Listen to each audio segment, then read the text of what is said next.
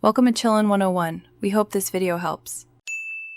You begin by making sure you're on an administrator account and that the game isn't running. Once done, press Windows plus I to open settings, then go to Apps and Installed Apps. This central view lists everything. You do this because settings safely triggers uninstallers and tracks dependencies. If the game still shows as running, open Task Manager, end its processes, and then refresh Installed Apps. This reduces errors and prevents files from being locked while you remove the game.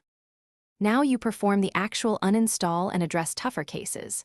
Select the game entry in Installed Apps and choose Uninstall, following any on-screen prompts. That removes the primary package.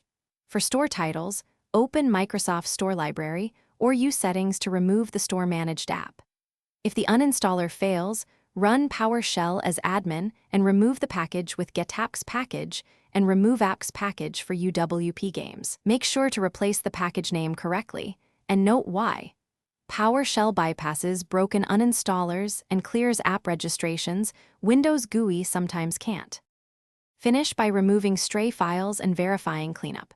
You should manually delete game folders from program files or program files, x86, plus user data in %appdata% and documents, then empty the recycle bin.